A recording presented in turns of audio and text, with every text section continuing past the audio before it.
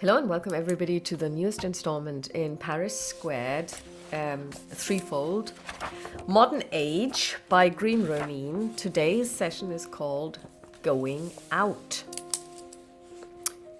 You have found out that there is a really weird painting that was going to be auctioned off, and this painting, after you've given it a very thorough investigation time, you looked at it through a spectrometer, you saw that, first of all, the paint that was used is way older than the style in which it was painted, so that's really weird. And you also found that there are several numbers hidden in the painting that seem to indicate years that were very important in French history, and where sometimes really weird things happened and sometimes simply tragic things happened. Like one date was the beginning of a 3-year-long killing of hundreds of men and women by some unknown monster somewhere in the French province, in this case. One was the date when Louis Capet, the former Louis, I don't want to say, no, not 14th, anyway, the guy that got decapitated, husband to Marie Antoinette, was killed, and so on and so forth. And you also notice that there's another date, and that is 1st of April 2024, which is in the future. So now you're assuming in the future. Not far away in the future. So now you're assuming that maybe in the night from the 31st of from the 31st of March to the 1st of April, maybe the room will appear. And you've also decided that you're going to put in surveillance, and the cameras have so far shown nothing except that there are mice in the building. But you've also tried to convince Celeste that it's like watching water boil. Water doesn't boil when you watch it, so she shouldn't be sitting there 24/7 just watching the live feed. You're partly succeeding. You're trying to stir her up by sending her WhatsApps at random intervals. You've also found out that Nicolas adores Ash, who is the lead singer of Les Enterres Vivants. And she gave you, without knowing anything about her fanboy, 2 CDs to listen to of her work. And it turns out that they are special. There's only 250 each, and you can't buy them. They are just given away at concerts. And Nicolas informs you that they're really valuable. You could sell them for a lot of money, but you've decided not to. You've listened to them. It's music, but maybe not your kind of music. But for the kind of music. Yeah, but for the kind of music it is, Ash does a really good job of singing. So, and you've also learned that Ash makes money and she can support herself making music, which is a rare thing. And you've decided to visit Count du Lac because you want to find out if he knows anything more about this painting.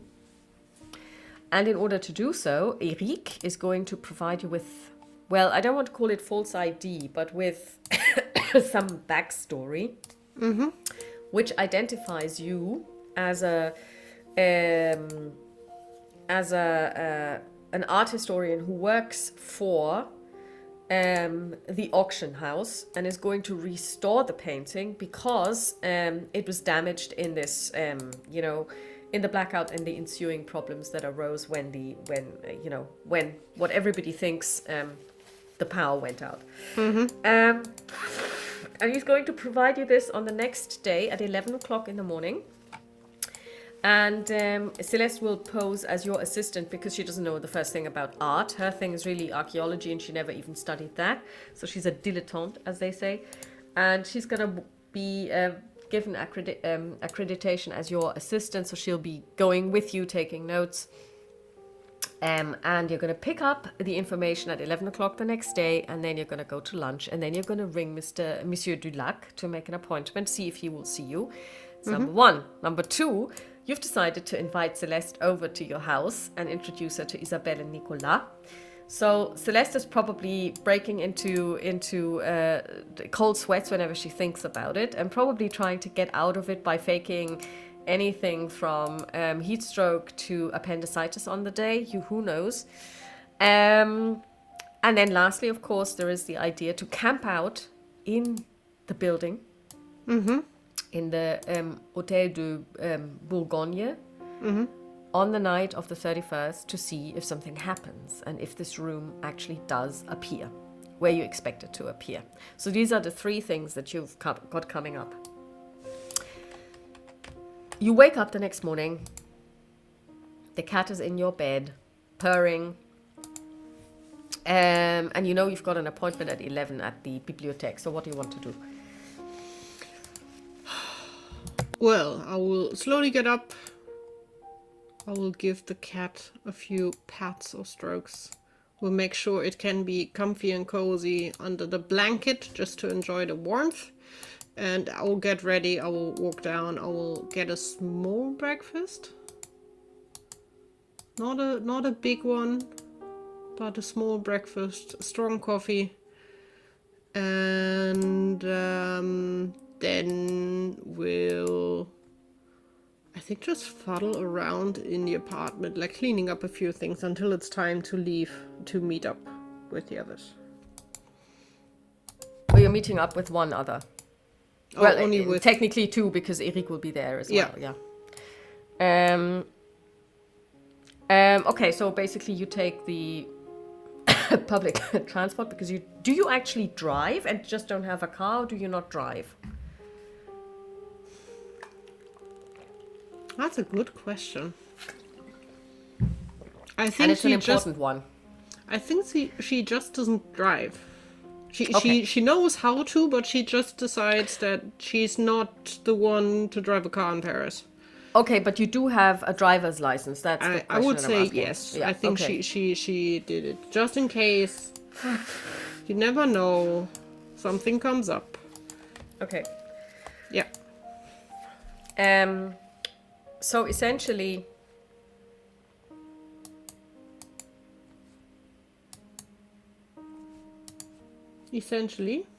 Amélie seems terribly distracted. I'm just clicking. Yeah. I'm just clicking. I'm copying over some data, and I thought you can do that. And no, it doesn't want to cooperate to work on in parallel. But yeah, we I think Emily would not suspect that she would need to drive a car. Okay. She would rather take a cab if needed, or a taxi. I think how it's called in France. Okay, so you take the metro, you go to the bibliothèque. Yeah. You get a text saying, "I'm outside on the stairs. Please do not whistle. Just wave."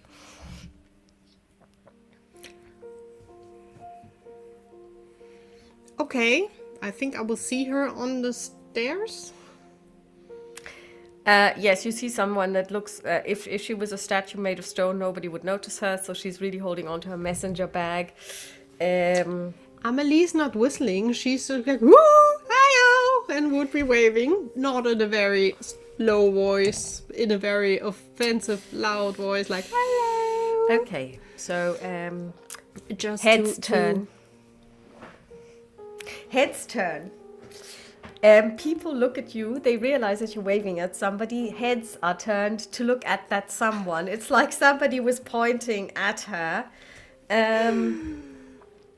She's like, shh. I think Amelie is not the one to be then the grey mouse. She would be just very loud and openly like, so nice to see you, and would give her like a left kiss, right kiss thingy. And then ready to go? Yes. She drags you into the bibliothèque. She drags you to the counter. You're waved through. She will hear a small chuckle from Amelie. You keep doing that, don't you? Well, you need to learn that you're fabulous and everybody should pay attention to you. She pushes you through behind the counter, and you take the lift downstairs, -5. Where you go, Eric is already waiting at his desk, and he says, Mademoiselle Durand, Mademoiselle Dubois, here are your IDs and your backstories. Okay. And here's the telephone number. If you would like to use the phone over there, there's kind of like a little phone booth, and if you want to, you can ring him straight away. Let's ring and see if he's there or when it fits for him, I would say. You ring the number, and it rings Just a couple before of times. that, what do the our ID cards say in detail? they give you real names. And that's all there is. There is basically just a picture of you, which looks like your average mugshot, but it's you. And it just Is says it that my name or did they take a fake name? they took your names Okay. because there is really no reason to fake it at this stage. And also you don't know if somebody was there at the auction who might have seen you there and who might have heard your name. And Because while you were bidding under Isabel's name, Celeste was not. That's She'd true. signed in with her name, and if somebody her saw her there, that would be odd and weird. I'm and it would honestly lead to quite sure questions. Amelie's name would have been in there as well. I'm quite sure even if you're bidding for someone, you also Okay, have yeah. to give your own name just to Yeah. make sure if you are lying that Yeah, nothing goes wrong. yeah. Yeah. Okay. And basically, it just says that, and it says that you're not actually working for the auction house, but you are said to be working for the Louvre, actually, but have been seconded to the auction house to do this restoration work. So that if if somebody asked the auction house, they wouldn't be able to say, yes, you're an employee, and they might not even know that you've been contracted to do anything, because the auction house has been told, and you know this, that one of the paintings needs to be restored and it will be seen to. So if somebody were to ring the auction house, they would just confirm the information that yes, this picture is being restored, and yes, it's not being restored by the auction house, but it's been handed over to somebody else. Okay. Good. Good. Yeah, then Amelie would look at Celeste. Should you? Yes, should you I? do it. Amelie will dial the number and just patiently wait. It rings a couple of times, and then a male voice answers. Hello. It's an older voice. Okay. How was? Oh God, my brain. The name was Mr. Dulac. Dulac.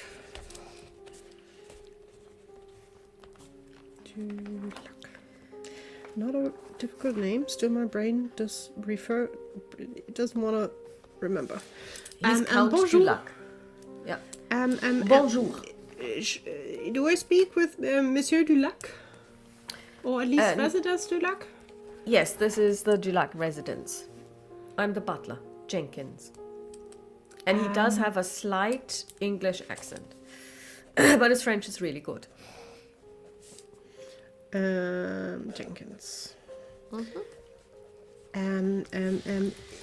Is by any chance Mr. Dulac at home? Because we would like to make an appointment with him.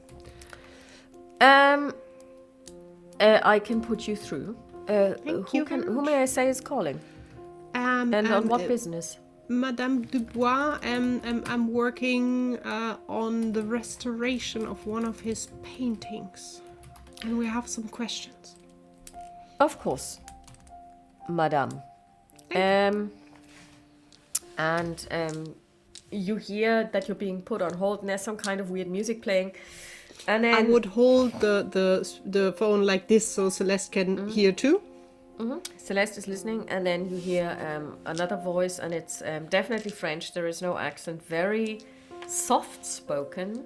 Also a male voice, older. Dulac, bonjour. Dubois, bonjour. I'm calling from, the auction house asked basically us, or via chain around us, to restore a certain painting that he wanted to auction off. But it needed a little bit of restoration, and I see. and she would give the name of the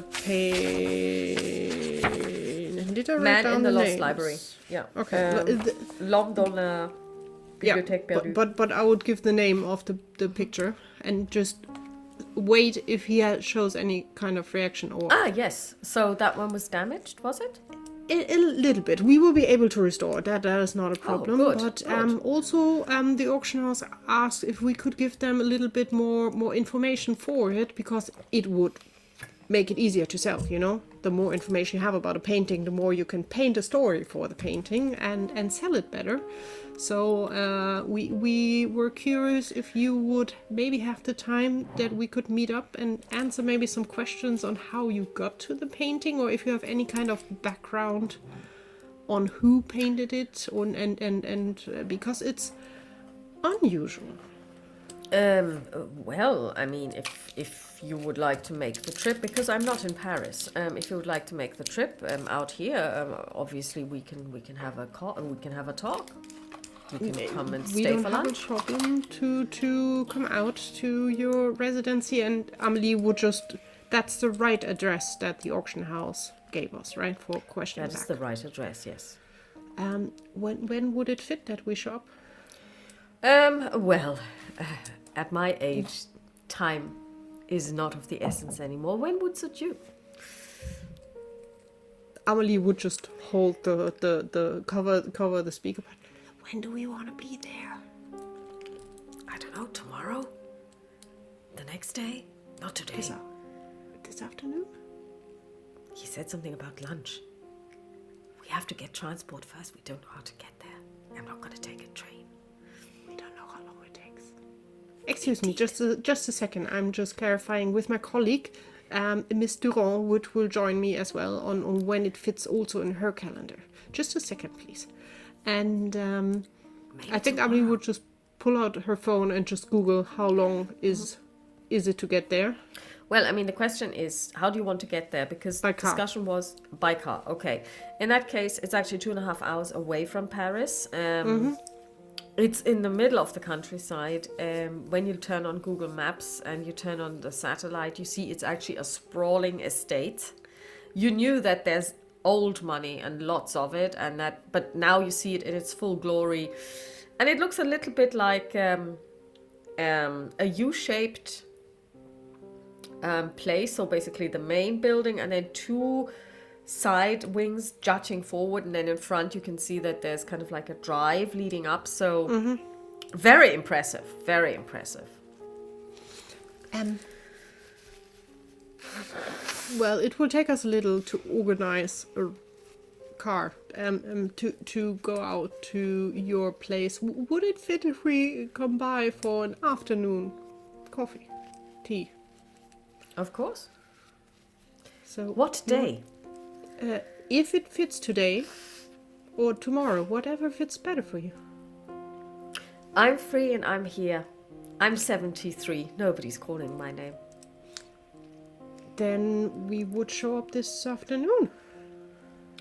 I'll see you this afternoon. What time? Thank you. I think around 3 o'clock. If traffic is not stopping us. But I would give you a call if we're stuck in traffic to let I'll you know. advise my cook. Thank you very much. We don't need much effort. A coffee would be nice. That's all we need. He laughs and he says, I hardly ever have guests. Please indulge me. Coffee and cake. And Okay. some sandwich. Oh, thank you very much. Then we will meet later. Thank you. And Amelie will hang up and be like, we will get cakes and sandwich. Okay. So we need a car. Celeste's face lights up. Food. Very good. Can you drive? Just looking at Celeste. Don't ask me the question and I'm not prepared for the same question. I'm wondering if she can drive. That's one thing. But the question is, does anybody want to sit in while she's driving? Her dex is quite low. What's your dex? My dex is 2. See? So, we'll say, if I hit the 10, she can drive, as she has a driving license. That's two separate things. Okay, I hit the 10, so yes, she does have a driving license. Yes, yeah, of course. Do you have a car and do you drive regularly? I don't have a car and I don't drive regularly, but I drive really well. Then, with your company thingies, is there We can get a budget car. to rent a car? They won't rent one. They will just give us one. What would you like? Something that drives? Okay, well, we need to give them a make and model. Mercedes, Toyota, what would you like? Something small and not very fancy? Okay, we're gonna go for a Renault Clio. Fine with that. Are you tall? No. No. Okay, you'll fit nicely. I'm small. I'm fine with the Clio. Yeah. So basically, you go outside. She talks to Eric. Eric nods. He looks at his watch and he says, 15 minutes. And he offers you tea while you wait. Yeah, we have time. We need to leave around lunch, I would suspect, to be there in time. But I need some food before we go. Maybe then we first should eat, then take the car and go drive. Okay, We don't so want to park in the city. okay, so you go upstairs. There are plenty of bistros around the corner. You have lunch. And then Early half an hour lunch. later, 45 minutes later, you go back. You pick up the car. It's a purple Renault Clio. Holy. It looks a little bit like an aubergine on wheels. Yeah. And Amelie will let Celeste drive. She's like, then you go out, darling.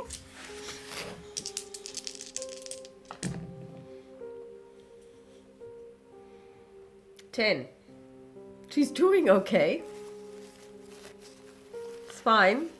It's fine. It's not Amelie exciting. Amelie will give directions. We'll have a look at Google Maps, basically, just make sure that we are driving the right way. You know that driving in Paris is hell. Is hell. That's why she doesn't like to. That's why she never drives. Celeste car, sits very basically. close to the steering wheel, almost makes it out of the windshield. Yeah, and is really not relaxed.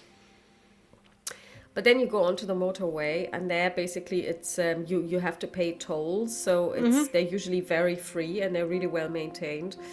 And then it's kind of like relaxing, and they've got a speed limit, so it's all easygoing, and it's nice. It's a lovely day. It's still February, so it's cold, but it's a lovely, lovely day. Sun's shining. Oh, well, it's actually coming up to the end of... so it's actually the 29th of February. So there are also birds out, because it's been an unusually warm February. Okay. And you finally arrive. You take the... you leave the motorway at the right junction, and then it's like really going... I've never driven in France, so I wonder, is it like in England where once you leave the main roads it's kind of like this, or is the... Yeah, okay, It so depends on basically... the region. I'm not sure how it's around Paris. Well, to be honest, Outside this of is Paris. not... Oh, it's this is quite a not bit even- outside of Paris, It yeah. is quite a bit outside, so you've been driving for over 2 hours now and you're not yet there. I'm not sure how windy and bendy the roads are, but they have roads that are at least slim, and you need to drive a bit carefully, especially So- if a bigger car is coming opposite of you. Oh, she's still doing well on a 10. You negotiate the narrow roads, and finally you see a sign which points towards the estate. You follow that road, and there's a gate. But the gate is open. You can see that it could be closed, but it's open at the moment. So she drives through very slowly, because she's kind of like, what if he's got a dog? Then he wouldn't let the gate open. That's true. But still, let's just carefully approach. I could also imagine, is it really pavement, or is it more like stone, gravel, right? So Yeah. you don't want to go too fast anyhow.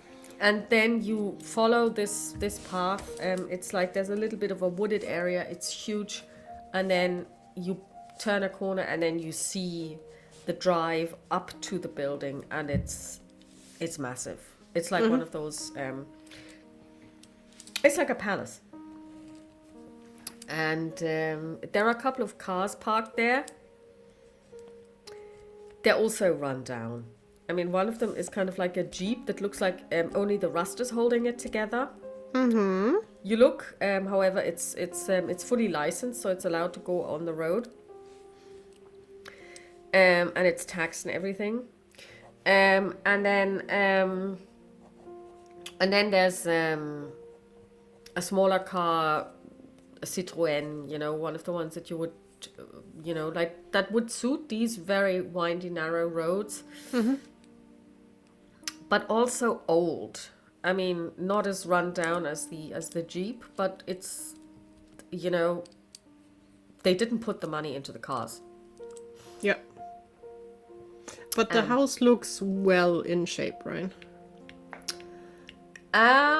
Make a perception check. I was like, spot hidden. No, wrong game. Yeah, I was just gonna say the same thing. Yeah. So,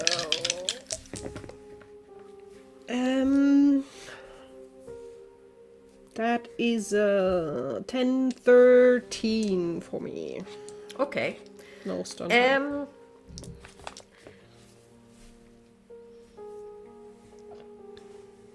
Yes and no.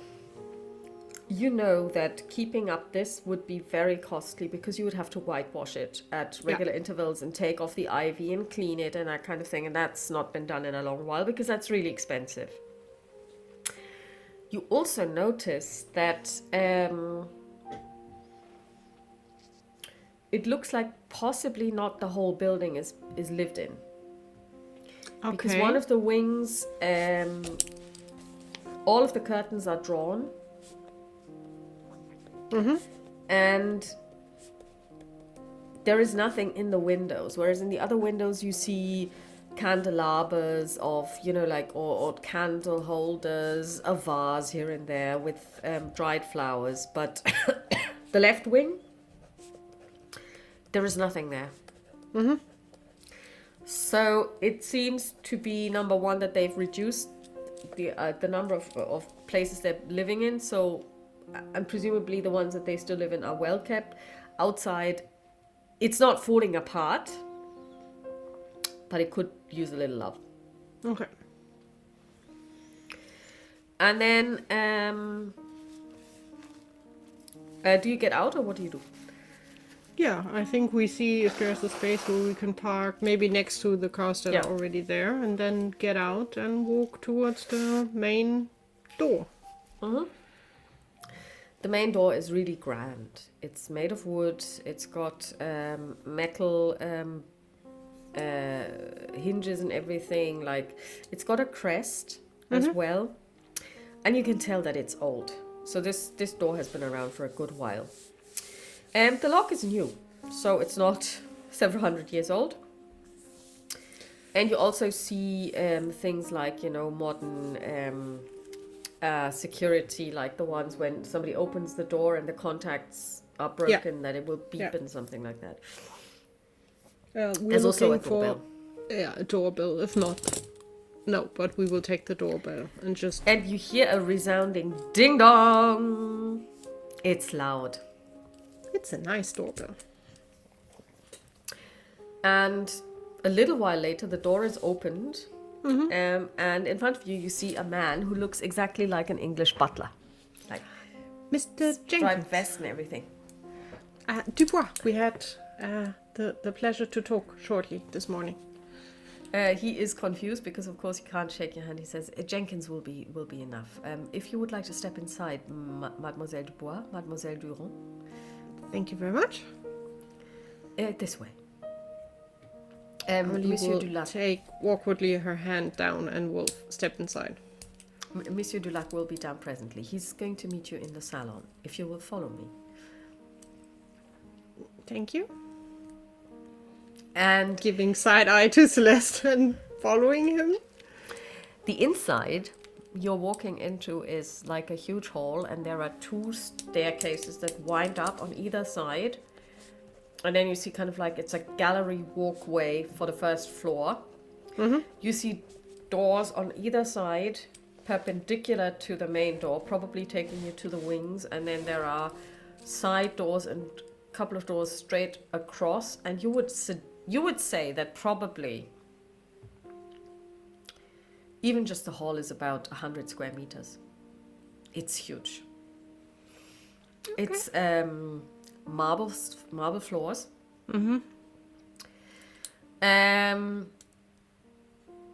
There isn't maybe the coat, the armor suit that might fit there, but there are some really old pieces like sculptures of, showing horses. But also a couple of paintings that show hunting scenes. Okay. You kind of go, yes, it's art. Yes, it's old, but you couldn't sell it because it's, It's not that it's nice. run of the mill, which everybody produced, and it's kind of like, and there are also, there's one big, very big rug, oriental, no doubt. And some very high vases, like almost as tall as you, painted in a wonderful blue, with flower patterns on it, and you think that they are probably originally from Asia. Probably not the famous Ming vase, but definitely Chinese and worth a little bit at least, I would suspect. worth a little bit. Simply because of the sheer size. Yeah. And you follow him, and he basically takes you into one of the rooms. He opens the door and he says, "If you would like to sit down, you can sit anywhere you like. Thank you. Mrs. Jenkins will be in with the tea and the coffee and the sandwiches and the cakes presently." I think we both very awkwardly take a seat probably next to each other. Yeah, there's kind of like a Louis XV chaise longue, kind of like, it's like the way those houses were fitted out. And this is original furniture, you can tell. So, Okay. But you also see it's kind of threadbare in places. It's been used. So nobody decided that this is going to be kind of like a living museum, but we're going to live here and we're going to use this. And if there is stuff, I don't want to say falling by the wayside, but if stuff is worn down over the decades and maybe centuries, then that's it. Yeah. You also see bookcases. You see that a lot. There are many bookcases. And you also see those really high windows. And Celeste says, can you just imagine having to wash those? I don't want to imagine, but it's pretty. It's very pretty. It's very pretty. Owning such a chateau is quite amazing. I can imagine living here. I wonder, do they have good internet? Well, depends on how much you pay. Satellite uplink, yeah. I guess. I think that could work. This would be maybe nice Airbnb or so.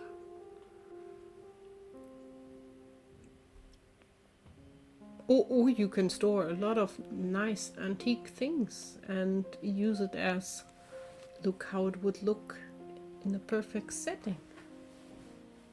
That's a really good idea, to have like a showroom. Yeah. Do you sell this kind of stuff? Oh, Isabel, I mean. Rarely, but yeah, we have some pieces that would fit quite well in this house. At that moment, a door opens, a side door, not the one that you came in through, and a woman in her 60s, wearing chef's clothing. Like, have you ever seen Upstairs, Downstairs, Das Haus am Eaton Place? Yeah. So that's what she looks like the cook. The cliche one. Yeah. Okay. I think Amelie can't stop herself from jumping up and let me help you, ma'am. She smiles at you and she says, in accented French, so she also has an English accent, she says, I've been doing this for almost 40 years. Trust me, I can handle this. I know, but we should help. You are guests. Or are you interviewing for the new maid's role? In which case... No, but okay. Sorry. I was told to help whenever... Okay. And that is very well and good, but... And she smiles at you conspiratorially. But it's my job. We won't tell anyone. You can pour the tea if you like. No, I'm fine. And she would probably... I'm curious if she would speak... Would she speak English? I think she would. Probably not the best, but she could read it. But you've been to school anyway. You finished as well. You did your BAC, didn't you? Yeah, but you that have doesn't some English, mean yes. that you really can speak English. As people here around as well. You have English in That's school. true. You still can't speak it.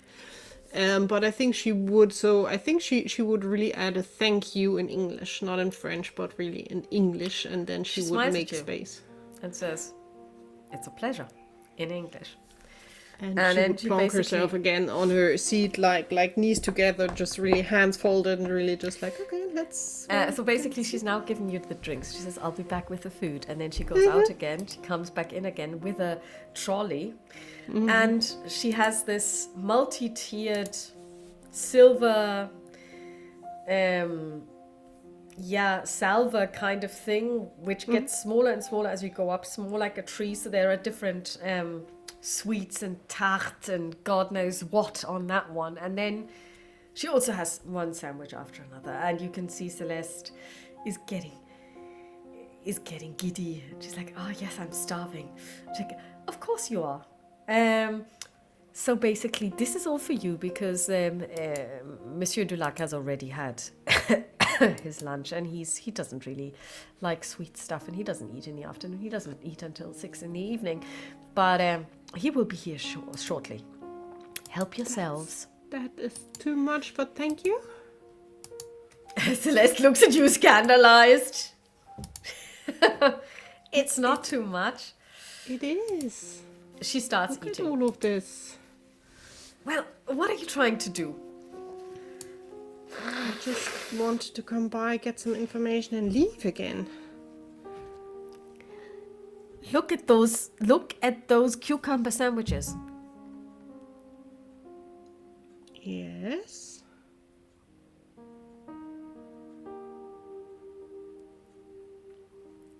It's food. It's good.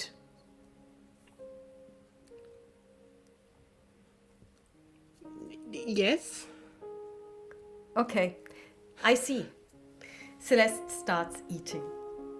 She takes one of each type of sandwich. and puts it- Honestly, Amelie would be like, you can't start eating when he's not there yet. But she said to help ourselves. But that's so rude. You wouldn't start eating dinner when the one inviting you is not at the table yet.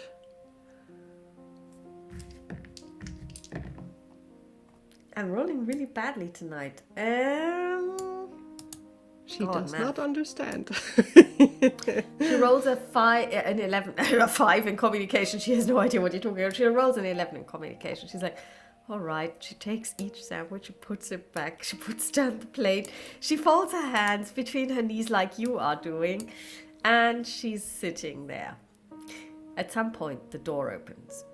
And in walks a man in his 70s, full grey beard, full grey hair. And he's wearing wellies that look a little bit dirty, which he then takes off and then switches into other shoes. And he says, I'm so sorry, I still needed to do some work outside. You're not eating. Have they not given you food? Please help yourselves, help yourselves. I'm very partial to those sandwiches myself, but it's not my time to eat. I'm diabetic, you know, I have to kind of like keep to a schedule.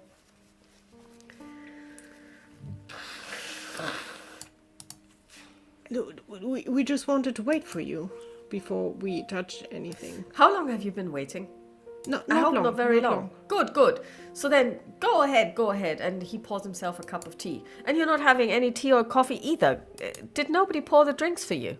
We wanted to wait, but thank you. And I think Amelie would pour tea, coffee for you as well, sir. Oh, well, I'll have some tea with milk. She will pour tea and will make sure he can get to the milk and decide himself how much milk he wants. So, you've come to ask about that painting. Yes, because we don't know much about it and we couldn't... Did we find an artist? We didn't, right? There was no name on it. Yeah, no signature. L'homme No, dans there la wasn't, yeah. bibliothèque perdue. Yeah. Yeah. So we don't know from where it came from, when it was painted. How did you get it? Do you have anything for us? Well, I mean, I can't tell you when it was painted. Obviously, you are the expert there. But it's a bit of an odd one. First of all, I never liked it. I think it's pretty ugly. It's also not like any of the other paintings that are in the house. It's very different. I mean, I'm a layperson and I don't know much about painting, but to me it looks very different. Maybe it looks not so different to your eyes, but it's definitely a special tiny corner of art. so I can't really tell you who painted it. I just know that it's been in the house and in the family for a very, very, very long time. So you didn't buy it. You Oh, already no, I inherited didn't it. buy a single piece of art. I know nothing about art. I know about trees. I'm a horticulturist. Although you have quite nice pieces, as far as I've seen. Well, my family has been collecting for several centuries. And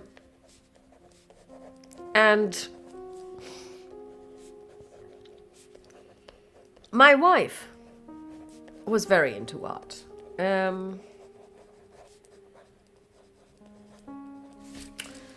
But you know how it is. I just decided to sell a couple of items to, well, everybody thinks I'm going to do a spacewalk. I have no intention, but it's interesting to see what kind of hate mail you get when this gets out. I'm actually selling because I need to do some repairs around this house, and it's going to be very expensive. I can probably not even imagine how much money it costs to keep such a house up to date. I couldn't imagine myself either. So there are no papers, nothing that you might know of that would give us... well, I know a story about the painting. Oh. And Amelie's like...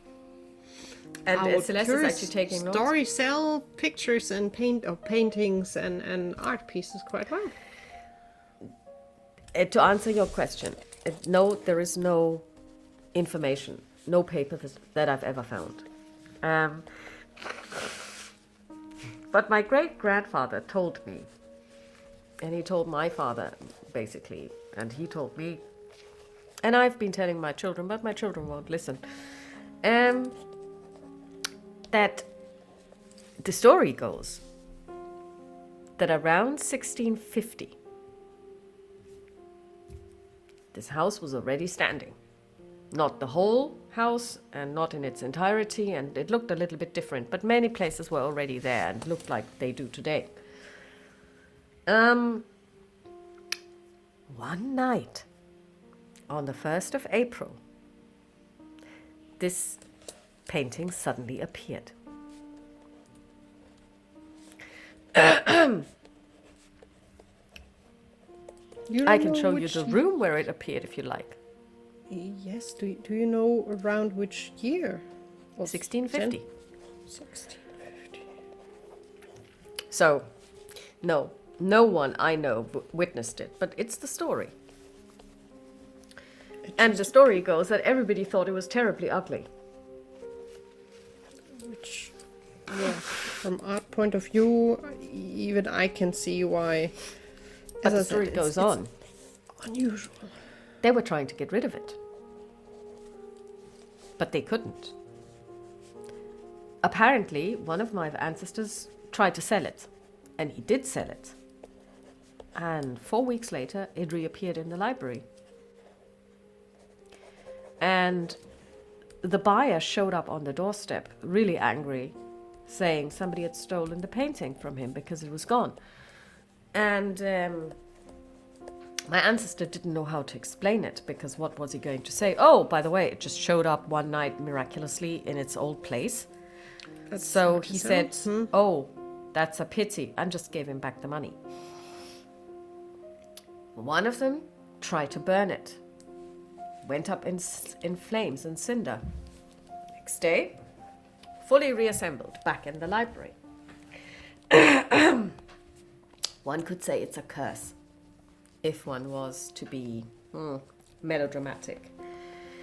Other than that, there is nothing particularly interesting about the picture. If you leave it where it is in the library, nothing happens. Well, so We've far also taken out several parts of the library, taken down everything, put it away into storage for several months because we had to repaint and decorate. Picture was there when we got it back, hung it up, it didn't care. So Well, we have it at the moment for restoration, and I don't think it tried to get back home. the interesting thing is, what's going to happen once somebody really buys it and it changes owner? Will it reappear? Who knows? Because at the moment, I mean, in a way, it was on loan to the auction house until such time as they could sell it. But it now was still yours, yes. and it still is to this day, It's because at the still moment, yours. if you are restoring it, then thank you very much, and I'm very grateful to you. And I hope that I hope that I will get an invoice at some point so that I can pay you or your institute. But once somebody takes ownership of it that isn't my family, who knows what's going to happen? It's going to be very curious. Or maybe now, several hundred years later, the curse has disappeared. And I mean, it's not like a curse. It's not like since 1650s terrible things have been happening to this family. On the contrary, we went through the French Revolution and the following terror completely unscathed. We even kept our money. We kept this chateau. None of us lost their heads. And he smiles. That is definitely a good thing when you look at the past. And he looks at you and he says, mind you, maybe that was because of the painting.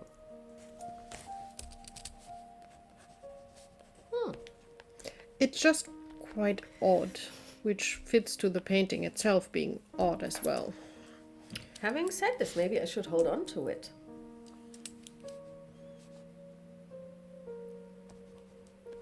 Maybe it's a good luck charm. But what have you found out about it? Because you're obviously interested in it, and you're not just restoring it. You have a personal interest, have you not? I'm just curious because I've never seen a painting like that, and I think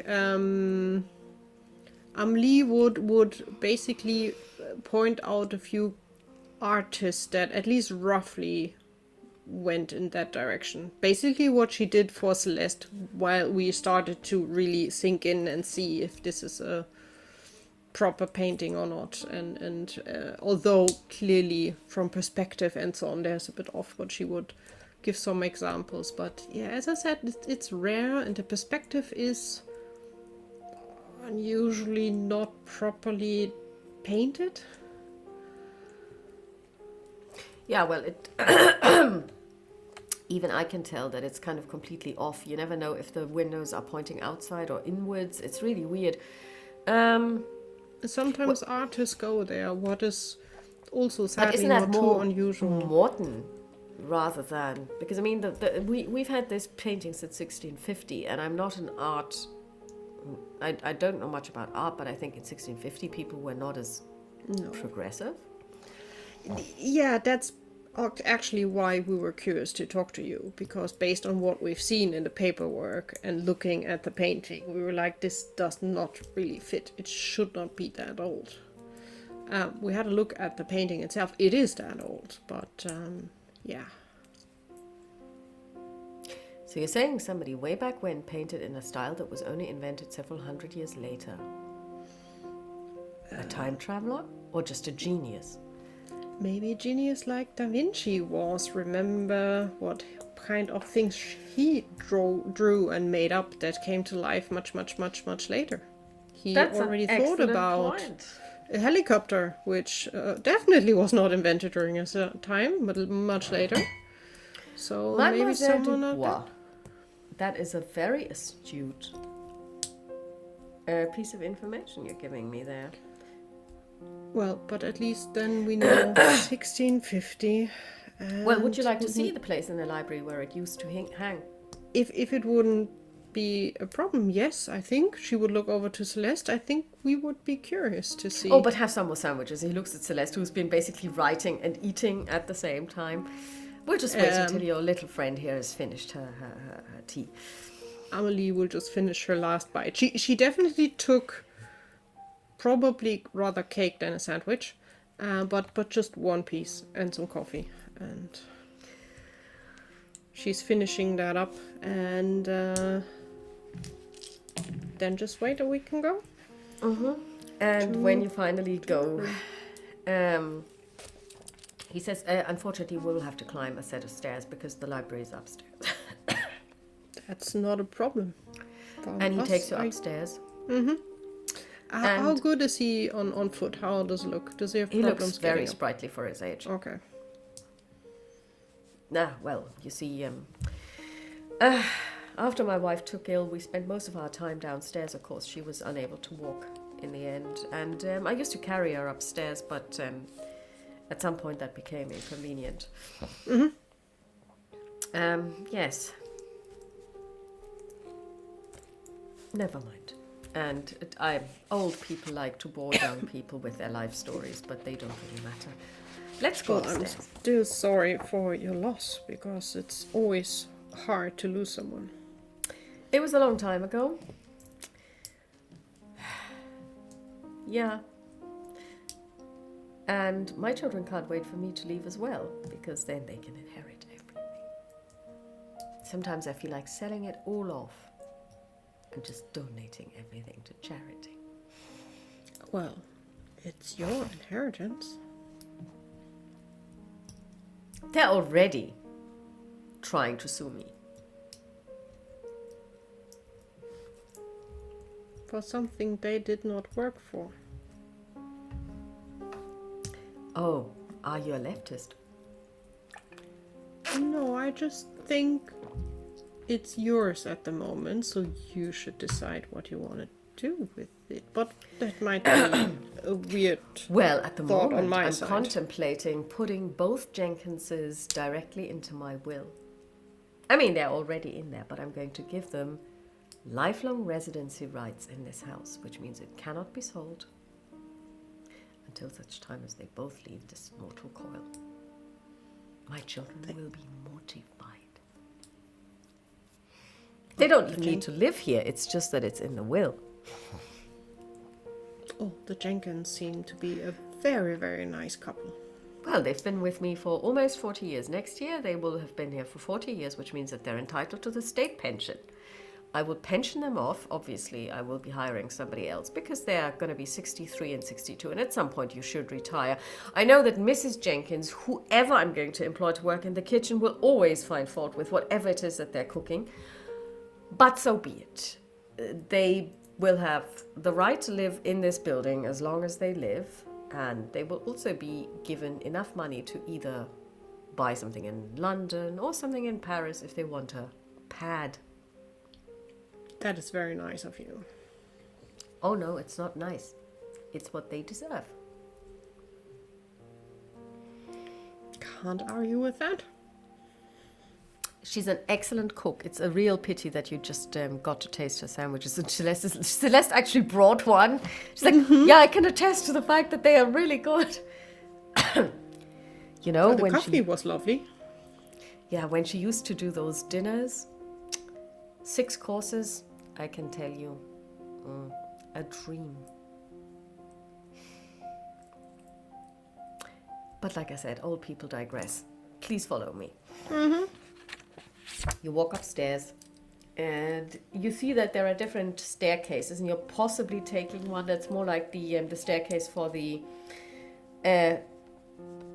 butlers and so on, and the servants, because it's kind of like small and behind a side door, and you pop out directly in the library, and you also see that there's a huge double door somewhere else, probably leading to the gallery, kind of like balcony thing. And he says, well, this is the library.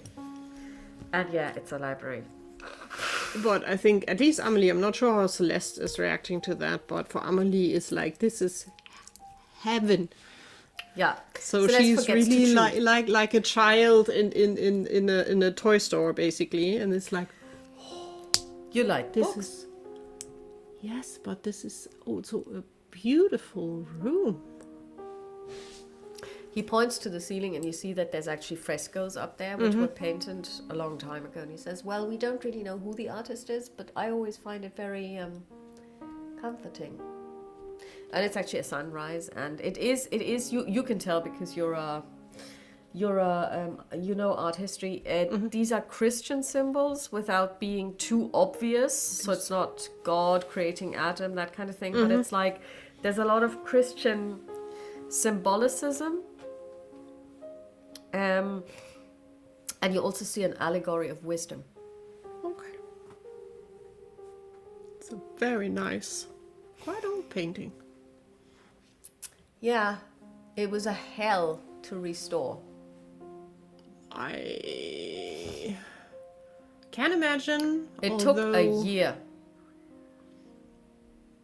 That was quite a good time for such a, I have to say. Yeah, so I'm told. I would have estimated rather like 1.5 years to 2 years to restore. I think they did a marvelous job. All the colors are popping out. It looks really nice. I especially like the blues. And he points out because she's wearing, the allegory is wearing kind of like a flowing blue gown. And it really pops. It's like indigo. Yeah. Oh, that's very well done. And sorry, I need to take a break because I need to get more handkerchiefs. Well, having a cold is a bitch. So Thank basically, you still for running the game, even though the sniffles is attacking you. And he notices also that you're looking at the books, and he says, well, you can, I mean, today maybe is not the right time because it's already a bit late, but if you're ever interested, you can come back and visit the library. We do have a catalogue. And he points to one of those really old-fashioned ones that are kind of like large boxes made of wood, and you just pull them out, and they've got the alphabet and everything. But over there, and he shows, he points towards a recess, really in the wall. He says that's apparently where the painting appeared in 1650. And the recess is empty. There's nothing there at the moment. No, well, you can see that a picture has hung there because you can see the outline. So it has always been there. And there's basically a nail or something that you can hook it on. And when you look at it, you can see that the outline kind of roughly corresponds to the size of the size of the picture. So you would say that he doesn't seem to be lying. It just appeared there. I know.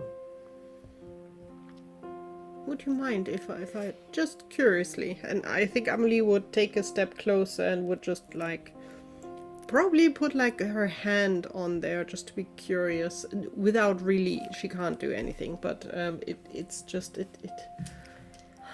it's weird. Stories from our past, right?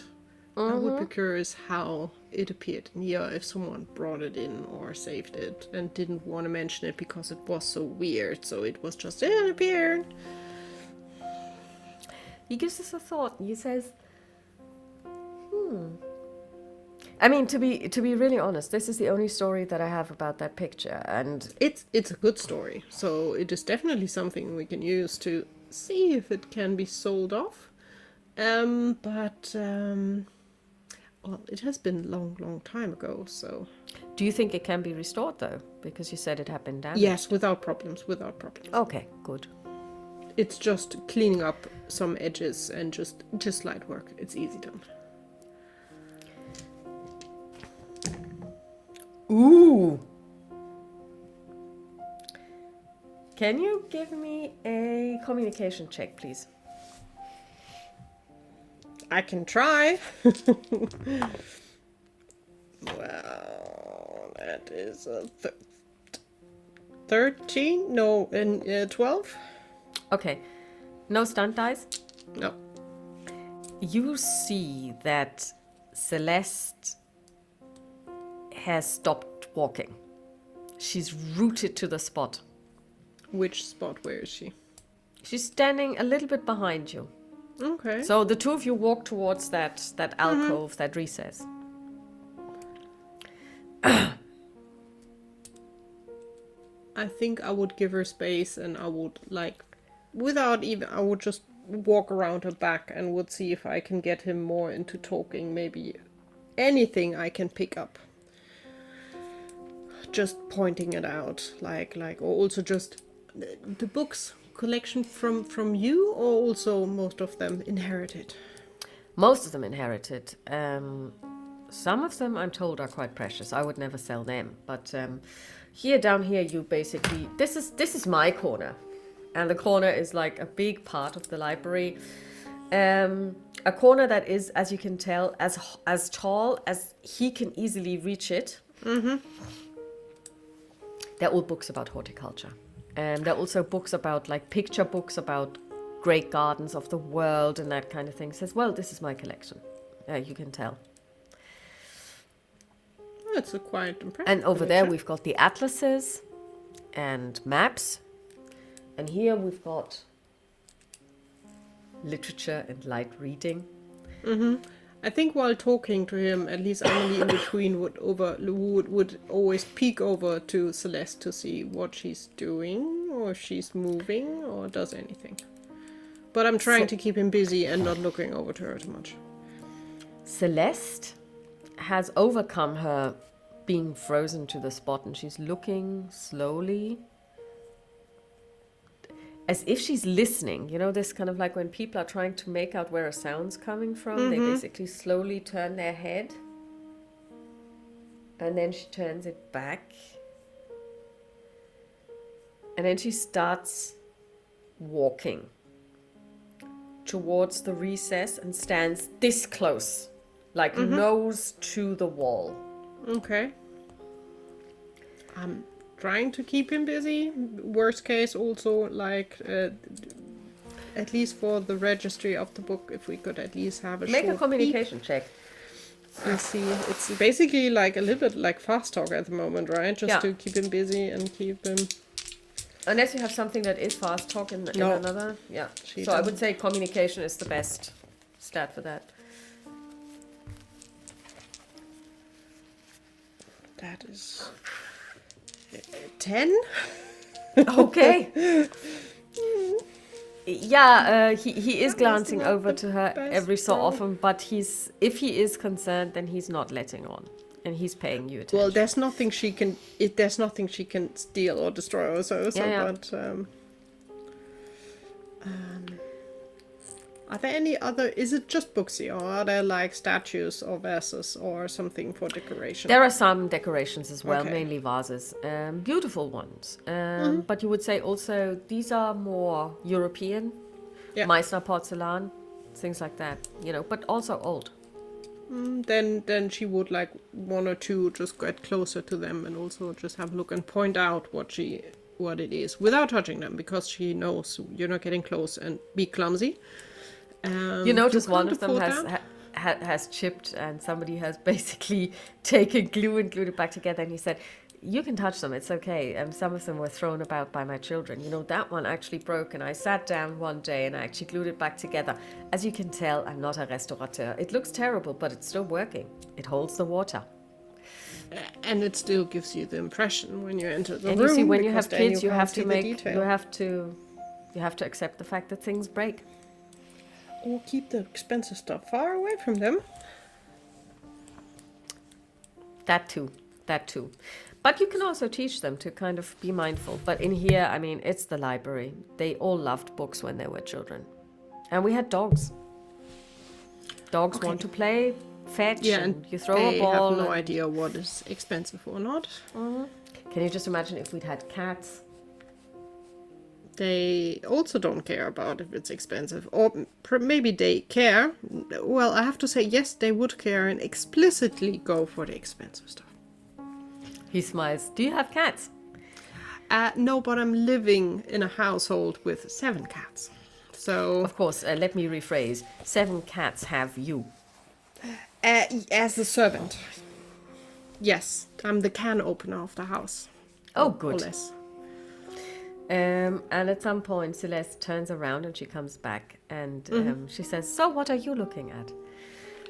Just some of the lovely pieces here, and there are amazing books in here. She also looks.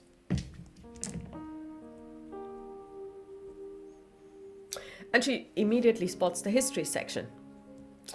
And she sees, you know, like also books on Egypt and, you know, that kind of thing. And especially also picture books on the pyramids. So it's a really well-stocked library, even if you just... Because, I mean, okay, you could say that archaeology always makes advances, and maybe what was published 15, 20, 40, 100 years ago is out of date. But some of the old books simply are works of art with the drawings and everything. And you just look at them and you kind of go, okay, so that's what the ancients or what the first archaeologists saw when they first opened it up before. It's still part You of know, history. It's a part of history. How And people saw that during that time when it was published. And it was not published to anyone, so it was a small circle of people. And she looks at this and she's like, this is an incredible selection that you have here. I could stay here forever, I'm quite sure, but looking, she will look at the time. We already stole so much of your time, Mr. Oh, he looks at his watch and he's like, oh, yes, of course, because you have to drive back tonight, don't you? Yes, but it was very lovely of you taking the time, giving us the story, so we make sure that we will put it together. We will confirm with you that you are fine with the story that is told, and then maybe it will be story is interesting not a for secret. some people. Well then, it was a pleasure meeting you. Like I said, if you ever want to see the library and maybe spend some time here, please just ring ahead. And Jenkins, if I'm not here, will let you in.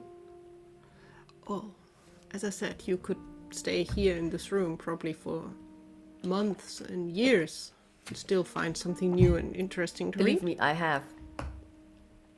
I've got guest rooms if you ever want to spend a weekend, a reading spree. That is a very lovely offer, thank you. And she will hold out the hand to shake his hand. He shakes your hand. He shakes Celeste's hand, and he says, "I will show you out myself because Thank I'm you. pretty sure that Jenkins is already preparing the table for my dinner." And because now, I mean, you left at around, I want to say, 12:30. It took you roughly 3 hours, so it was there 3:30. I would say it's now easily 5 o'clock. Yeah, I would say at least 5, maybe 5:30 even, yeah. And like they told you, that he has these strict meal times, and he eats dinner at 1800 hours. So you would imagine that the cook is already ready and making the stuff, and her husband is laying the table. So he obviously doesn't want to inconvenience them by asking them to show you out. So he shows you out yourself. We say our thanks again, and then we'll... It's getting dusky because it's now, let's say it's 5:30, so you drive back. Celeste is taking a little more time because It's getting dark and she doesn't know the roads. And it's about, I want to say, almost 9 o'clock by the time you make it back to the bibliothèque. You drop off the car. It says, well, so, and on the way you have time to talk. So what do you want to discuss? Or what are your next steps? Amelie will just look at Celeste. So what did you feel, see, hear? Because I did nothing. It's a beautiful room, beautiful books, beautiful painting. But remember how nothing. we were in the other room and we all get this tickling feeling? Yes. It came from the wall. Very slightly, but it was there. It was just that piece of wall. And a lot less pronounced. I didn't feel anything even though I put my hand on it. She rolled 3 6s. That explains why. Yeah. Well, with what we know, the idea of it just showing up is not so bizarre, especially on the 1st of April. Yes, and especially since what I felt. I'm absolutely sure that this wall is somehow magical. There is Kana coming out of there very, very faintly. Very, very faintly. Maybe a long, long time ago it was active. Maybe there was a portal once. Who knows? I would be curious why on earth they can't sell it. I don't know. I mean, it's like a boomerang, isn't it? Okay, as he said, it's not... He can give it out of the house, as we see. At the moment, it's not here, and it's not reappearing, but it's still in his possession, or in the family possession. I think it's more about the family, clearly. But, why? What if he's right? What if it is a good luck charm?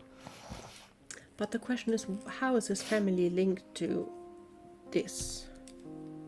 I don't know. His great-great-grandfather told the story. So what did he say? 1650? Yeah. That's how long ago? Yeah, you would say that the building in its oldest form is probably from the 15th century, so 1400 something. So we could go a little bit on the hunt. I'm quite sure his family tree, you can find it publicly. I would be curious about whoever was living during that time might have had a link to something weird. Well, we can always check. Of course, no problem. I think we should. Maybe. You never know, but it's they've been here Well, around I mean, for a there long is time. something weird. There is something weird going on here.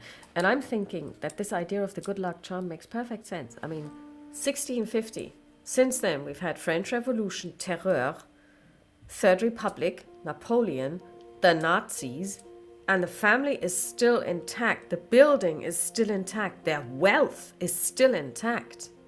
They've never been repossessed. They've never been deposed. Although it doesn't seem to me like he has the nicest life with kids trying to sue him for money and so on. So I'm not sure how much of a good luck it is. Maybe it's coming to an end. When you think of the painting, 2024 is the last date on it. That's true. The question is, should it be in this space on the day? Or is it a problem that it's not there? That's a very good question. Maybe we should take the painting with us in the other building and see what happens there, if they meet. You mean like matter and antimatter meeting and then the whole universe No idea. explodes? We don't know nothing about this, do we?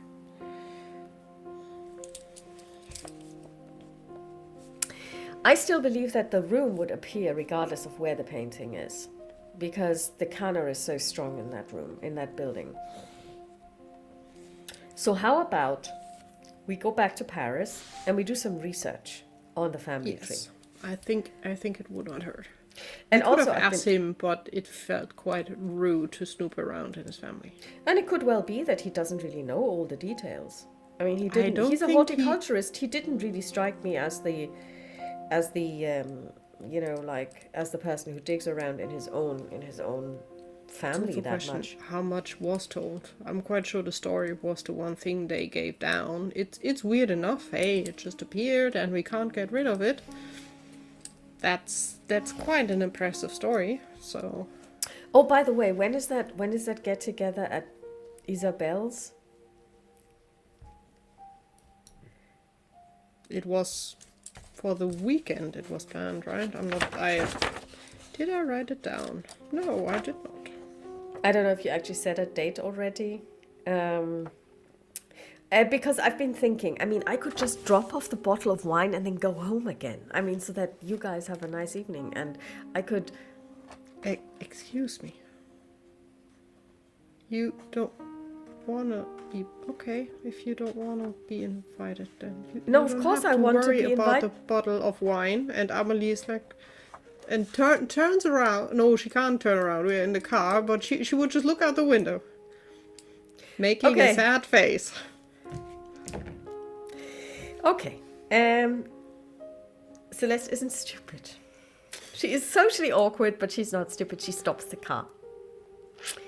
She pulls over. She doesn't just I stop hope in so. Middle of the middle of the motorway. What Of are course. we doing? Come on. We need to get to Paris before it's getting too late. So you really want me to visit? I would not invite you if I would like to have you over. I'm not inviting people to my house if I don't care for them.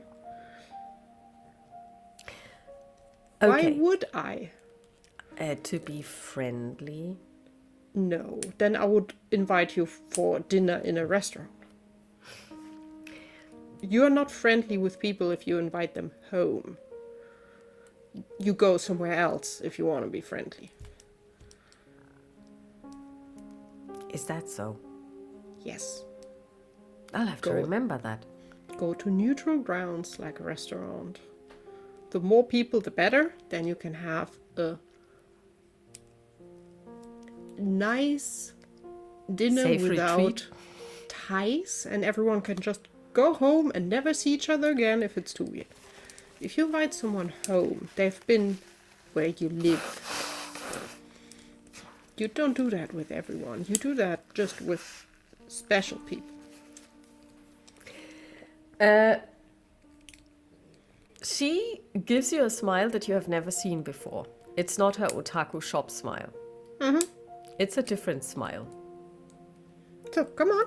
Or should I drive? If you're getting tired, I can drive as well. No, I'm fine. She takes out a Mars bar. Gets some strength. Sets the indicator. Looks in the rear mirror. Turns the head. Drives up and pulls out into the running Car traffic. crashes into us and the story No. is ended. And then you arrive at the bibliothèque. And then she says, all right. Do you actually tell her about the question if Ash can sign the CDs? The CD sleeves for Nicolas? Yeah, I think during the drive back, or in the drive to, maybe even because we had a long drive, Amelie would just carefully drop like, do you think Ash would mind if I nicely ask her? Of course not. Do you want a poster as well? I think the CDs will already give him a heart attack. I don't wanna. He's very obsessed with her and her music. In a non-risky way. He's not going to steal her or something like that, but he really loves the music. Do you want me to introduce them? She's very friendly. She's not like me. I know, she was really nice. Step by step. Let's first give him the autograph. Let him time to breathe. And I just hope that you and Ash stay living bodies for a little bit longer and we can just see where it goes. Ash is not going to move anywhere. She owns the place. And you know, this is Paris. The fact that it's like in Paris, like it's you have a toilet and it costs like 1 billion euros. Yep. She owns this place, and I live there and pay rent. She's not going anywhere.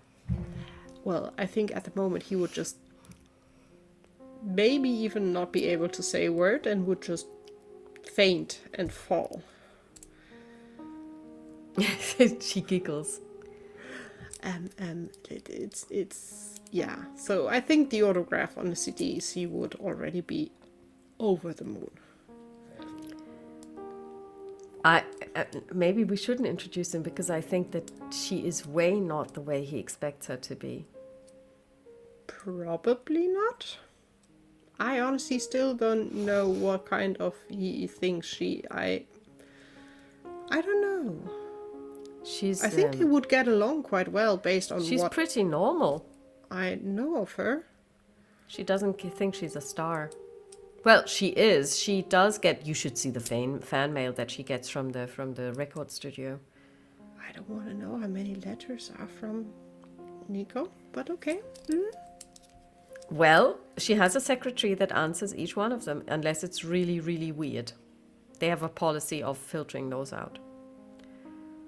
Amelie in her mind is like, how weird would be letters that he... No, he would behave. He's a good go. But, yeah, let's see. First of all, I'm curious how you two get along. Let's start with see how everything goes. Although, honestly, they're easygoing. You will be totally fine. So you arrive, you drop off the car. Mm-hmm. You go your separate ways because it's already late. Yeah. You arrive home. Yeah. I think I would have given her the date for dinner and would be like in 2 or 3 days. Okay, so what she's going to do is she promises that she will bring the wine. And if anything else pops into your head that she should bring, she implores you to send her a WhatsApp. Yes, but wine, you don't have to bring more, then we would have a problem. So please don't bring more. And also, Annette's, and you can now make a communication check. Haven't been so good so far, let's see. Oh, that's quite impressive. That is a 16. And I have 2 6s as a start. Okay. She then stops and turns around and comes back and she says,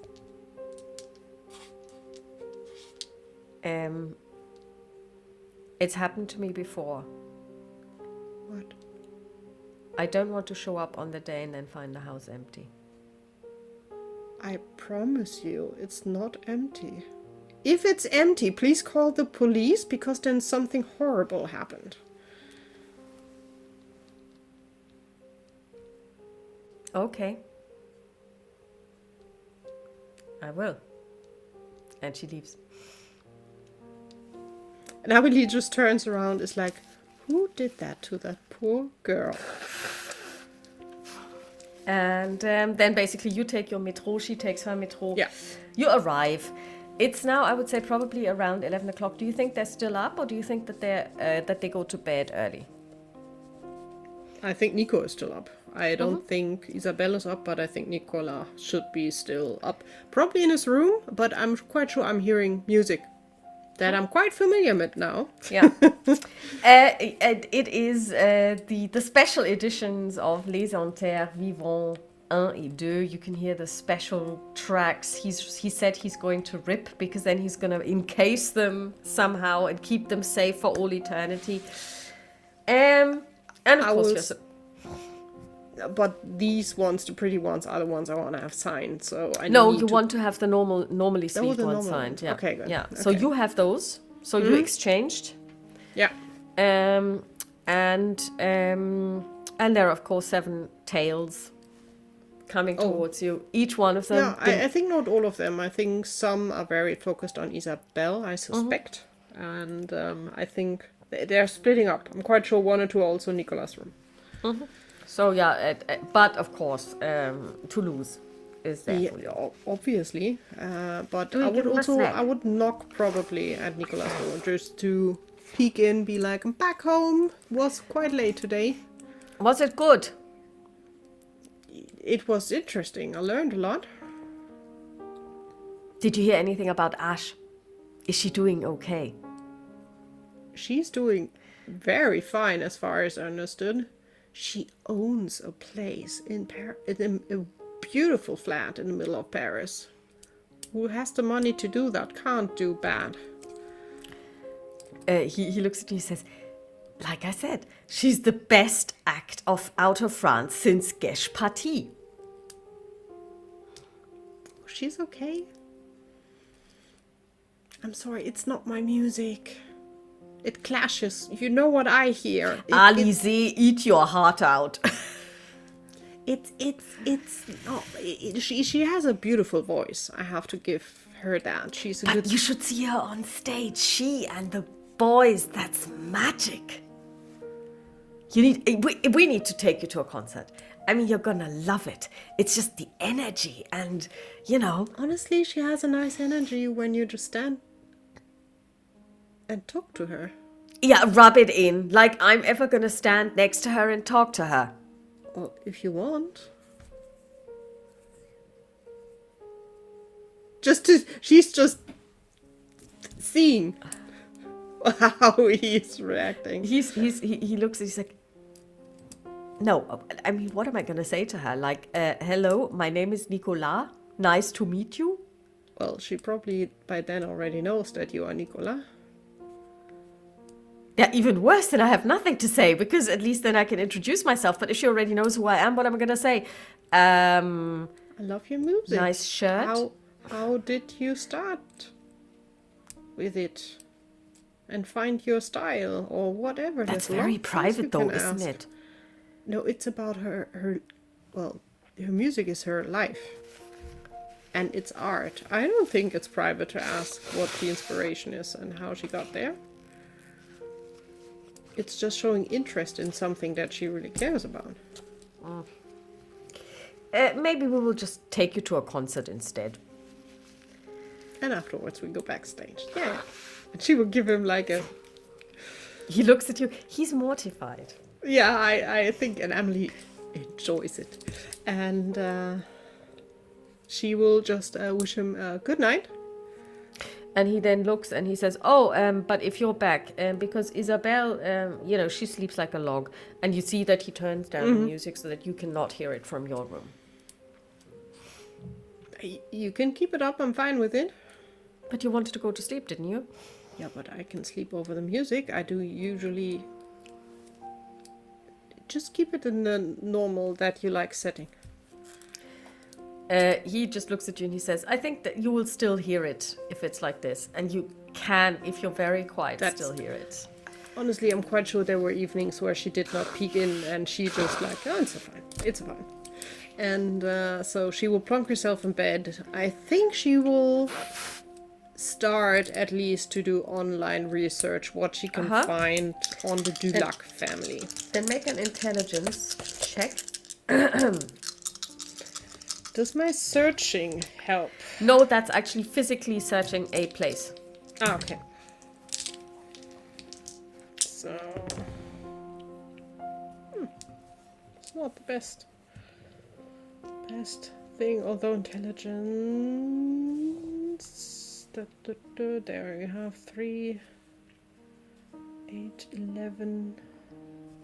11 and 2 on the stunt die. Okay, that's 13.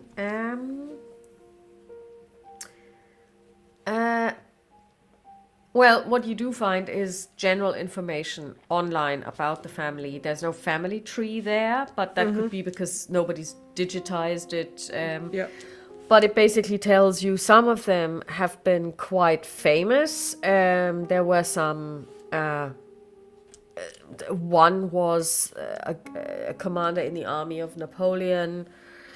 Another one, they were high aristocracy when they were still kings, so they had associations with Versailles, etc. So you find all that, but and also that they can trace back their ancestry to and that they've always lived in the castle. And the family has been there since the 15th century, so since 1400 something. Okay. Amelie will note down names and dates, whatever she can find, to slowly like pieces together, and she would clearly focus on like the 1650 area because Yeah. she's very curious about clearly that time.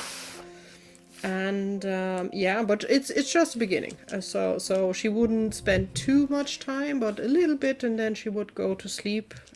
Because I think the next 2-3 days until the dinner, it would be daily business of working in the shop, but also going to uni, because I'm quite sure she skipped a few lessons and she needs to catch up. Okay. So basically, the dinner rolls around. And you said there was going to be a quiche, some soup, and some sweet crème brûlée for dessert. And you have made an appointment with a time. Yeah. And I would also give her the hint, just dress as you normally do. You don't have to dress up. Comfy, cozy clothing. Okay. So, at some point there's a ding dong about 5 minutes before the appointed time. I am helping definitely in the kitchen, but I will be right back, and I will like towel or something, cloth to clean up my hands, and will move over to the door and just open it with my elbow probably and be like, come in. In steps Celeste. Celeste didn't come as she is. She didn't put on the normal clothes, but it's not over the top either. She is wearing she's wearing a dress. Actually, usually you've only seen her in jeans. Yeah. And it's a real dress. It's not just a skirt and a blouse. It's a dress. A little bit flowery, maybe, but it fits. And she is wearing her hair open. Usually, she has it in a ponytail. You look lovely. You can hang your jacket there. Pointing over. My hands are dirty, so come on in the kitchen. Meet everybody, because I'm also quite sure Nicola is also in the kitchen helping. Okay. And don't step on the cat. Just like they have no. They're always in the way. They're very good at being in the way. You were going to give me some snacks so that I could bribe them so that they would like me. Go my jeans pocket, and she has in the back of her jeans. She basically has a little bag. And as you're approaching the kitchen, you can feel that her steps are getting heavier and slower. I think what she would hear, at least definitely rummaging from the kitchen. I'm quite sure there's like radio or music playing, not in a loud volume, but there's some like background. Yeah. Happy French chanson music in the background, and I highly suspect that here and there Isabelle is like singing 1-2 lines and then going back to working, and so and I will just step in. So everybody meet Celeste. Celeste, that's Isabelle, and that's Nicola. And Isabelle, okay, so now you have to take over your own NPCs. But how is Isabelle going to react to Celeste? I think Isabelle will just, oh darling, and she will clean up her hands and just walk over and just probably like give her a hug and the typical French like kiss left, right. I still think it's 3 times in France. And be like, welcome. We rarely have guests from Amelie. It's really nice to meet you. She's quite shy on bringing people home. She's overwhelmed. She looks at you. She finds this new information that you're shy, bringing people home. Very. And then she will see a bottle of wine. Oh, you brought wine. That is. So, yes. Good She choice. holds it out. What a good choice. Be a darling, and the drawer over there. The upper one. And there is a corkscrew. And Nicola, get glasses. So basically wine is poured. I think it's quite chaotic. Yeah. They work together quite well, those 3, but it's not very structured. It's like bits and bobs. And I think with the glasses, Nicola in between is like also very awkwardly giving her the hand, like, I'm Nicola, welcome to Madness. Thank you. And by then the in way, Ash between, says like, hello. Toulouse, no. Because he's already near the creme brulee, probably. That's sitting on the like counter. It's like, get off there. Meow. Sorry. Oh, don't worry. And Come on, you troublemaker. And he will probably just pick her up and just plonk Toulouse in Celeste's arm. He likes cuddles. Come on. Let's set everything up in the living room. And he just nonchalantly like, come on. She's holding on to the cat for dear life, so that was a good move on his part. Now she has something to concentrate on, and she follows. And I think he's just talking like bubbly, non-really important bits, just to like, oh, and there and see and like this is then Bellios, and I still need to get the names. I still learn that I haven't done One of the them names. is probably Coco. She's a girl. Yeah, and just like I still think there will be a Marie as well, because I just want to have the three cats together. And Duchess might be also a very good name for a cat lady. And he's just in between pointing out cats, and you can recognize them. I know that, but this and Amelie is just working on the kitchen, and Isabelle is just looking at her, giving her a smile, like she seems like a very nice one. So you have the possibility to make friends. That's good to her. And I was like, oh. Then we just bring over, or I think Amelie will get the job, like bring over the soup. And you can also see the table that is set, all the pieces are not matching together. So clearly it's a properly set dining table, so everyone has, but no plate looks like the other. It's really mixed up. It's really like cherry picking from flea markets, like this is a pretty plate, and this is a pretty bowl, and this is a pretty glass. So it's not, and it's just cozy and warm. It's not chic. I think also food is in the middle of the table. Everyone can just dig in. And I think Isabelle will, not nosily, but very friendly, just ask in between also what Celeste is doing. And on the question on how we met, I think Amelie would bring the story that they came up with, that they both met at uni, not having the same thing, but and we crossed lines a few times, and hey, if you meet people you like, it just happens. Yeah, I did archaeology, like Egyptology, but it just I dropped out. So I still do a bit on the side, reading. I think Isabelle would be like, well, in uni you learn theory, but real life teaches you the best lessons anyhow. If you need anything interesting, or if I can stumble over anything, I know I can think of you. Maybe, because there are a lot of interesting old things out there. And then probably Isabelle tells a story about a wonderful old item she got by accident and found on a flea market for a bargain because they didn't know what it was. And I think Isabelle is the one basically keeping everything going because it's just natural for her. And Amelie is just in between giving Celeste big grins and making sure she has enough food and drink. Celeste is a really good eater, as we have established. Celeste is doing really well with her communication. She rolled a 16 with a 6 on the stunt die and has a 2.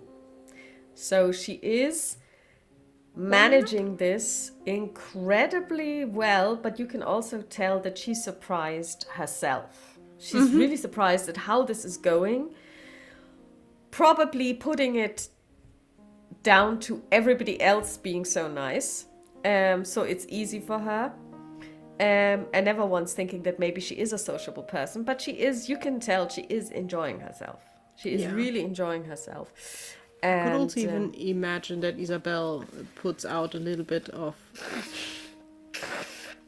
ancient history and trying to get Celeste into a like, what do you think about this? And did you read about that? I found this and this, and it might mean this and this. And she's really trying to, because that's something where Amelie knows a little, but she's not really deep into that part. So if it's art, yes, but that kind of is not, And there you at least not realize Fate. that Celeste really does know her stuff. Yeah. So as soon as it's the ancients, especially Latin America or Egypt, she really knows her stuff. And I believe that that Isabel can judge as well, that there is somebody who's talking about something that she knows about, and she's also complimenting on her on the food. Yeah, and at some It's just easy, normal things. yeah, but I like easy normal things. I am very happy that you enjoy it, because, well, if you cook with love, that's the most important thing. Celeste And blushes. you can definitely see Isabel in between, like food is going down Yeah. the table. So I think she is like, no, no, no, not on the table, no, no, but below. I'm quite Yeah. sure. All the cats. And at some point, Celeste will talk to Nicolas and say, "Well, I hear you really like the Les Enterres Vivants." I will nudge him, because I'm quite sure I'm sitting opposite of Celeste and next to Nicolas, I suspect. What does he say? I think he will stutter a little bit, turn a little bit red, and be like, well, yes, that's amazing music. I hear you live with the lead singer. Yes, I do live with Ash. Yes. She has an amazing voice, and when she's on stage with the others, it's quite catching. Do you want a backstage pass for the next concert? Amelie is probably trying not to laugh. You can really see that she's like, and he's like, no, I couldn't, no, thank you, but no. I wouldn't even know what to say, so no. But I'm still in awe that she gave that one, just nodding to Amelie, that has no idea, these wonderful Steer albums.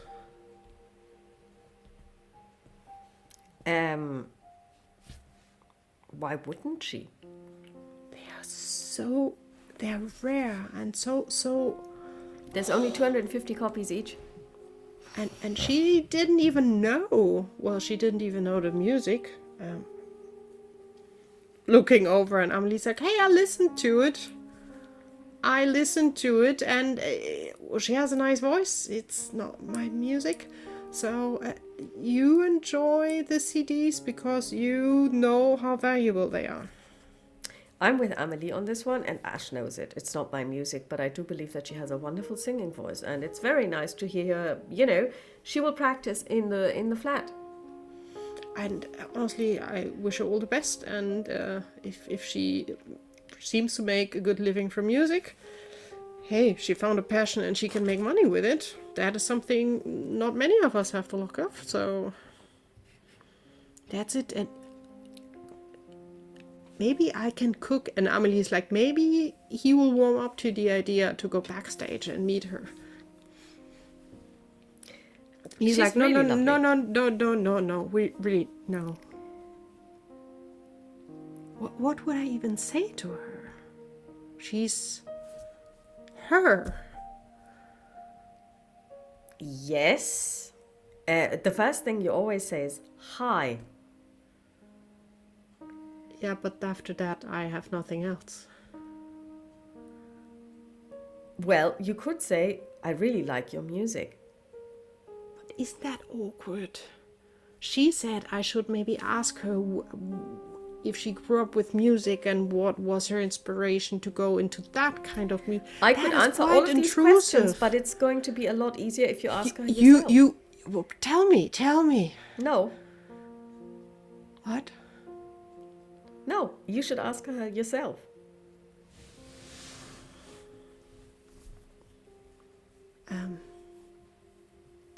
I could never.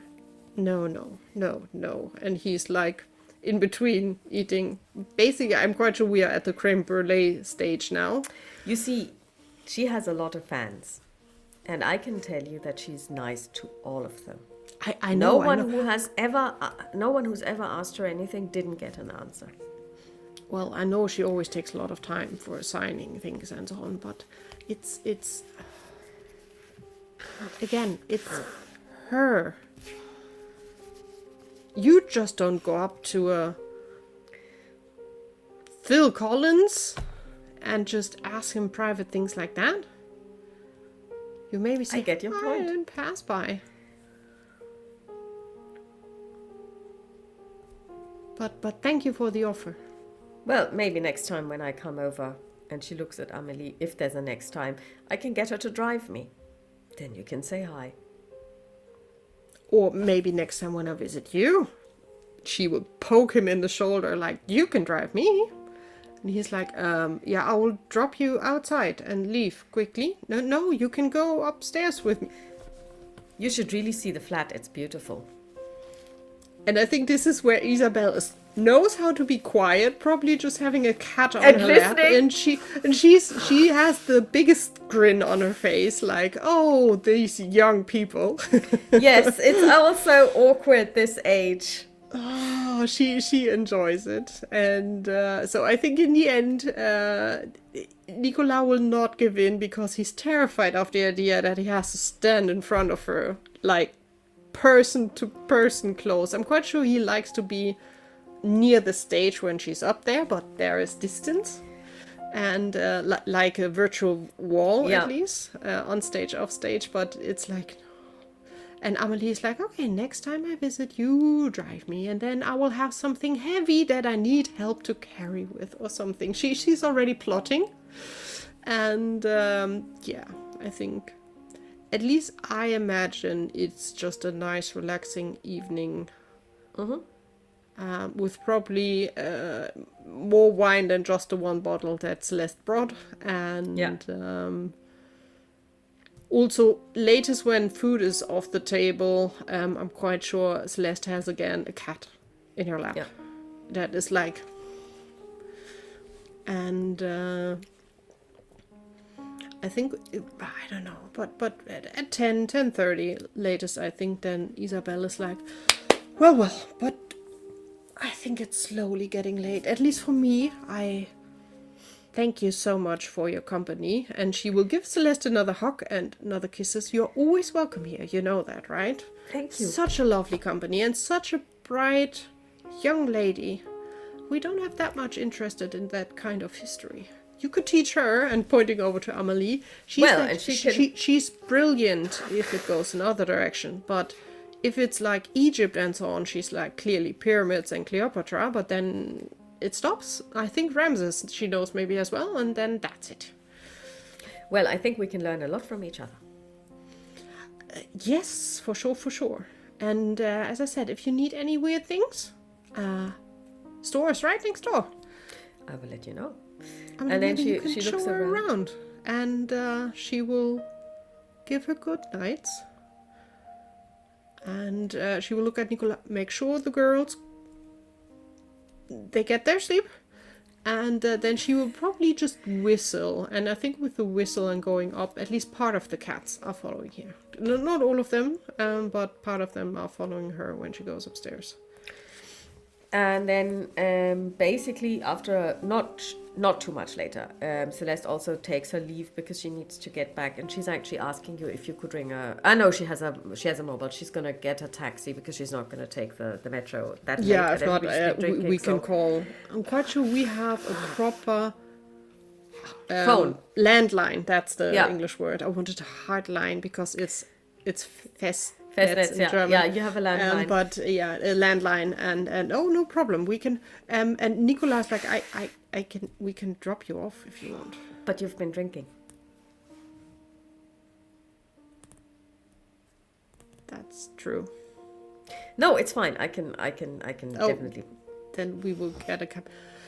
And I think Amelie will bring her outside. So Nicolas, honestly, I'm also quite sure by now he would give Celeste a hug and be like, it was nice meeting you. It was very nice meeting you. And Celeste steps outside. See you again soon. And See you again soon. he will turn around and will like grab one or two cats, like, no scratching that. And Amelie will leave the little bit of chaos that is still very lovely but chaotic, like the door clearly closed, because if not, half of the cats would be out of the house. Would step outside with Celeste to bring her towards the cab, give her a big hug, and I think that went rather well. Yeah, I think that they didn't run away screaming. Well, why should they? I'm honestly quite impressed that you did not run away screaming, because I know we three and the kittens are quite a lot to handle. I had a lovely time. I think also Amelie is now giving a smile that Celeste probably hasn't seen that much. A very relieved, happy smile. So we will repeat that for sure. And I am plotting ideas on next time I visit you and I have something very heavy that he needs to drive me and help me carrying it upstairs. We will have to think of something. That's a good idea. And your job is to make sure that Ash is home, yeah? I can make that happen. I mean, to be quite honest, she's a homebody. I think most people would be surprised that she doesn't really go out that much because, performing is quite time intensive and takes a lot of energy. But most of the time when they're not touring, she's just basically writing music. And that's something she does at home. And then she has studio gigs where they meet to practice and then to record. But usually she's at home. She works from a home office, if you like. I can't blame her on that. So, and when the cab comes, Emily gives her a big hug, make sure she's in the cab, get her home safe. We text when we do exchange what we found out in research. Maybe I started research, but I still have to do a bit more, and then we can see when we can meet up, maybe in a library again. Excellent. That's a really good idea. I'm planning on doing some more tomorrow because so far I haven't really found anything. But I think it's because a lot of stuff is still not digitized. So I'm actually going to check out the library tomorrow because it's the weekend. So yes, in theory we could go in, but I didn't want to inconvenience anyone because somebody would have to come in and let us into the stacks. And they should have their weekend. We can do that. It's not that important. No, it's not that we need it this minute or everything. It's not time critical, but we should really find out. So I'll text you. Get home safe. Thank you for visiting. And she waves one more time as the car pulls away, and she vanishes into the night. Mm-hmm. And that's where we will also leave it. So next time we're gonna stepping inside the house, like shooing a kitten away that it's not time to go outside, and just closing the door. Locking the door, and then next time we're going to look at what you find when you do some more research with actual books. And we will see what happens on the 1st of April. Yes. Oh dear. Oh dear. Or if anything happens, maybe nothing happens. Who knows? Oh, that would be also oh dear, because that would be very, I think the girls would be very disappointed if nothing would happen. They're scared of what happens, but I'm quite sure both of them will be disappointed if nothing happens. So we shall see. So thank you for telling the story. Thank you for telling the story. I really enjoyed the visit. I thought it was really nice meeting the family. Welcome to Chaos. And so today we did a lot of character building, but I think that was really important as well. And next time we're going to have some action. Until then, everybody have a nice time. Stay safe. Try not to get a cold. Yeah. And like I said, thanks to our patrons as well. And thanks for listening and for, being with us for all this time. Thank you. Bye. Bye.